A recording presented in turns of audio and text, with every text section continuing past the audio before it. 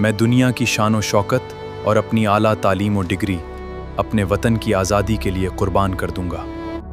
انگریزوں سے آنکھوں میں آنکھ ڈال کر آزادی مانگنے والے اس شخص کا نام تھا مولانا محمد علی جوہر۔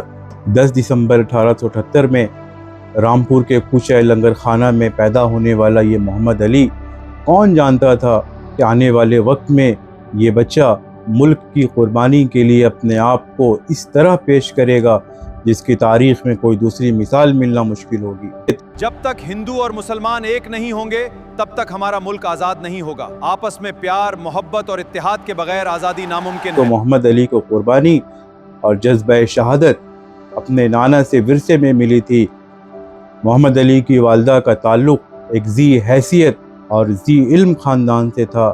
یہ مغل حکومت کے دور میں ہزار منصبی تھے اور انگریزوں کے مخالف تھے، لہٰذا انگریزوں کی مخالفت کی سزا 1857 کی بغاوت میں ان کے گھر کے کئی افرادوں کو پھانسی کی سزا کے طور پر ملی، جن میں ان کے نانا پیش تھے۔ محمد علی کی والدہ چھوٹی تھی جب ان کے نانا کو جام شہادت کے لیے لے جایا جا رہا تھا۔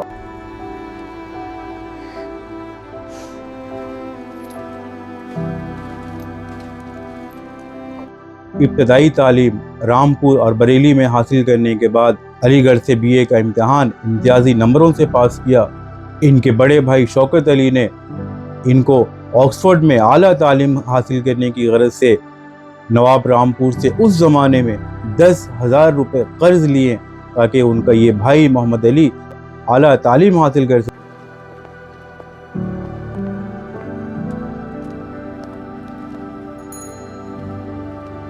سکے۔ لہٰذا 8 جون 1898 کو مولانا علی آکسفورڈ میں تعلیم کے لیے روانہ ہوتے ہیں۔ آکسفورڈ یونیورسٹی سے 1902 میں ماڈرن ہسٹری میں BA کی ڈگری لے کر محمد علی ہندوستان واپس آتے ہیں، اور واپسی کے بعد ان کی عملی زندگی کی شروع ہوتی ہے۔ وہ زندگی جس میں عمل تھا، وہ زندگی جس میں قربانی تھی، وہ زندگی جس میں خود کو نثار کر دینے کا جذبہ تھا۔ ہندوستان واپسی کے بعد مولانا محمد علی بروڈا میں ملازمت اختیار کرتے ہیں، اور اسی دوران ظلم اور بربریت کے خلاف ٹائمز آف انڈیا میں کئی مضامین لکھتے ہیں، اور ان مضامین کی پاداش میں ہمیشہ کی طرح انہیں بھی کچھ قربان کرنا پڑتا ہے، اور اس قربانی کی شروعات ہوتی ہے اور انہیں بروڈا کی اس ملازمت سے نکال دیا جاتا ہے۔ 1905 میں پورے ملک میں تقسیم بنگال کے خلاف جو ایک احتجاجی فضا قائم ہوتی ہے، اس فضا میں محمد علی جوہر پیش رہتے ہیں۔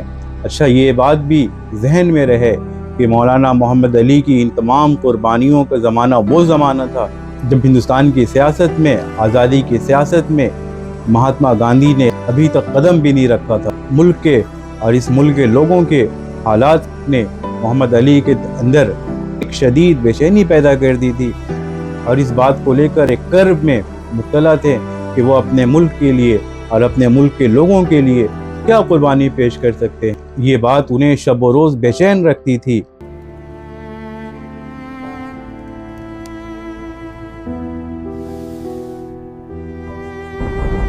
وہ حالات پر ماتم کرنے والے لوگوں میں نہیں تھے، وہ نوحہ گر نہیں تھے، وہ سوئی ہوئی قسمت پر شکوہ زن بھی نہیں ہوتے تھے، بلکہ وہ جگانے اور جاگنے والے لوگوں میں۔ ہندوستان کی آزادی کی تاریخ ہمیں بتاتی ہے کہ جن لوگوں نے ملک کو آزاد کرنے کے خواب دیکھے تھے، ان کے نزدیک اس وقت اخبار اور صحافت 2 ایسے ہتھیار تھے جن کے ذریعہ وہ انگریزوں پہ پلٹ وار کر سکتے تھے۔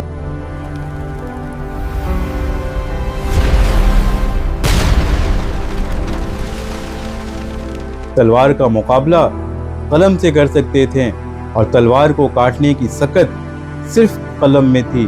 اس بات کا اندازہ محمد علی جوہر کو بھی تھا۔ کھینچو نہ کمانوں کو، نہ تلوار نکالو، توپ ہو مقابل تو اخبار نکالو۔ یہاں سے شروع ہوتی ہے کامریڈ اخبار کی کہانی۔ جب تک میں اپنے ملک کو آزاد نہیں کرا لوں گا تب تک چین کی سانس نہیں لوں گا۔ یہ وہ اخبار تھا جسے نکال کر محمد علی جوہر نے ہندوستانیوں کے دل میں یہ جرت پیدا کر دی، یہ ہمت پیدا کر دی۔ انگریز حکومت کی آنکھ میں آنکھ ڈال کر اپنی اس آزادی کو حق کی صورت میں مانگ سکے، نہ کہ بھیک کے طور پر۔ 14 جنوری 1911 میں محمد علی جوہر نے کلکتہ سے ہی اس اخبار کا اجرا کیا۔ محمد علی کا یہ اخبار التجائی نظر نہیں رکھتا تھا بلکہ تنقیدی مزاج رکھتا تھا۔ یہ اخبار آزادی کو بھیک نہیں اپنا حق سمجھتا تھا۔ انگریزوں کے ظلم، انگریزوں کی بربریت اور ظلم کی داستان نہ ہمارے کانوں نے سنے ہیں نہ ہماری آنکھوں نے دیکھا ہے۔ 2026 میں بیٹھ کر ہم 1913 کے ہندوستان کا اندازہ بھی نہیں کر سکتے۔ اتنا ضرور کہا جا سکتا ہے کہ 1913 میں یہ انداز تخاطب یہ ایسے ہی تھا جیسے انگریزوں کے گھر میں گھس کر آنکھ میں آنکھ ڈال کر انہیں للکارا جائے، انہیں جھنجھوڑا جائے۔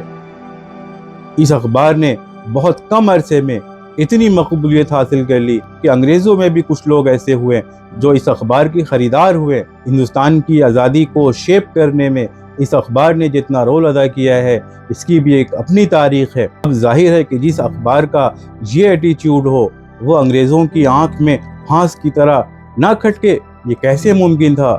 لہٰذا اس اخبار کے ساتھ بھی وہی کچھ ہوا جو ہونا چاہیے تھا۔